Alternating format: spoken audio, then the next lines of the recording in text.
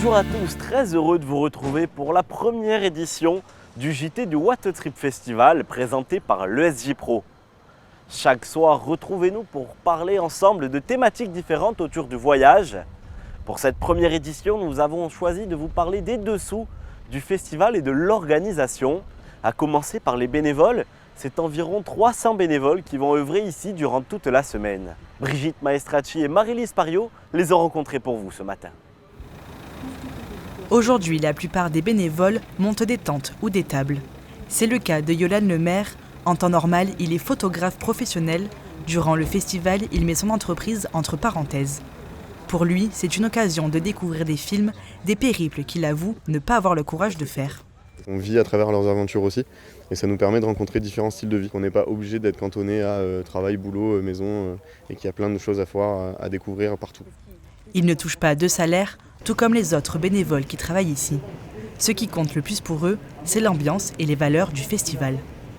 L'ouverture d'esprit, la camaraderie, la solidarité, et tout ce qui est aspect voyage, attrait ouverture du monde et apporter de la culture à tout le monde gratuitement. Je suis fan de voyage, je suis fan de cinéma, donc ça correspond tout à fait à ce que j'aime. Si le festival vit pendant ces 4 jours, c'est grâce à Yolande, Marie, Élise et 300 autres bénévoles. Un festival, c'est aussi un village, des tentes, comme vous le voyez derrière moi, des tipis. Bref, tout est prêt ou presque pour parler voyage et environnement. Adrien Pain et Victor Pires-Boucheron ont suivi les derniers préparatifs ce matin.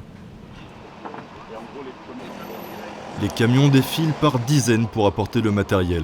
Pendant ce temps, une organisation presque militaire se met déjà en place. Hier, il y a pas mal de taf qui a été fait, parce que tout le barrérage a été posé, etc. Aujourd'hui, on est sur une journée de grosse logistique avec le montage des chapiteaux, le rangement, etc. Qu'ils soient nouveaux ou habitués, les bénévoles apprennent vite à se connaître et se répartissent les tâches. Certains plantent des tentes, un peu comme des aventuriers. D'autres installent la scène, comme ces étudiants qui ont prêté main forte. L'événement, ça fait quand même 1 an qu'il est en préparation. Donc là, c'est vraiment charger, décharger, mettre en place le festival. Pas de plastique, tout le décor est en bois. Il est stocké dans un hangar à quelques kilomètres d'ici. Les bénévoles ont tout fabriqué eux-mêmes. Tout le mobilier, c'est que de la récupération. Il n'y a absolument rien de neuf, il n'y a vraiment que de la récupération. Ça fait partie de l'esprit du Watt. Ça, c'est de la récup, ça c'est un paravent que j'ai trouvé en poubelle. Donc je l'ai pris, je l'ai nettoyé, je l'ai repensé. Un fil rouge écologique aussi assuré par la Blue Zone. Déjà présente l'année dernière, elle propose des activités sur le thème de l'eau. On grossit de plus en plus et on amène différents supports pour expliquer les choses. Il y a des ateliers, il y a des expos photos, il y a des jeux pour les enfants, etc. Cette esplanade de près de 5 hectares devrait accueillir, comme l'année dernière, plus de 40 000 visiteurs. En un jour, la promenade du Pérou s'est métamorphosée. Alors derrière moi, les bénévoles finissent encore les dernières installations. Le village ouvrira ses portes au public demain à partir de 18 h. Il fera sûrement encore très chaud, mais pas de panique, puisque la première projection en plein air vous emmènera dans une expédition en Arctique en début de soirée. Pour notre portrait du jour, nous avons rencontré Romain Tarusson. Il a 34 ans. Il est à la tête du What Trip Festival depuis 7 ans maintenant, le plus gros festival de voyage de Montpellier. On a voulu savoir comment lui est venue cette idée. Sa réponse est toute simple. L'idée du festival, elle a émergé il y a 8 ans à peu près, lorsque j'étais en voyage en Birmanie. À force de rencontrer beaucoup de monde, alors des Birmans, des locaux donc, mais aussi des personnes qui faisaient comme moi, qui voyageaient et qui avaient des expériences de vie assez incroyables, je me suis dit qu'en rentrant en France, peut-être je ne retrouverais jamais ce genre de relation que j'avais avant. Et je me suis dit que ça serait bien de le revivre en France. Et lorsque je suis rentré en France, à Albertville, j'ai découvert un festival qui s'appelle le Grand Bivouac, qui est un vieux festival de films documentaires. Et là, je me suis dit, en fait, c'est ce qu'il faut à Montpellier, c'est ce qui manque à Montpellier. Et c'est comme ça que c'est né, en fait.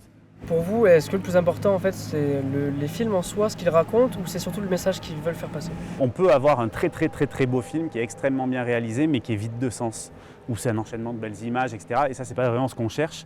Nous, on est un festival qui est du coup engagé, donc c'est vraiment le fond en fait du film qui est important pour nous, pas forcément la forme. Comment vous faites pour mettre en place un festival comme ceci sans trop polluer, sans trop consommer? Alors c'est sûr que la valeur écologique est hyper importante. C'est pour ça que depuis le début, on essayait de mettre en place des actions avec nos moyens pour limiter notre impact. Ça a démarré par la suppression totale du plastique. Ensuite, on s'est mis à valoriser les biodéchets, etc.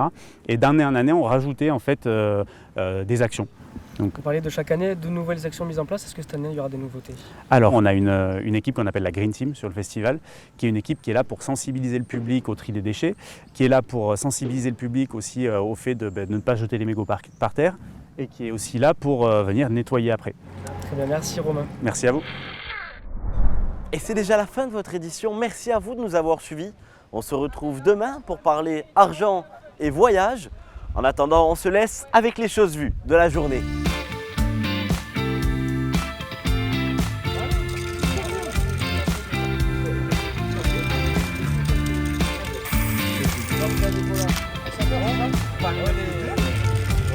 Vale.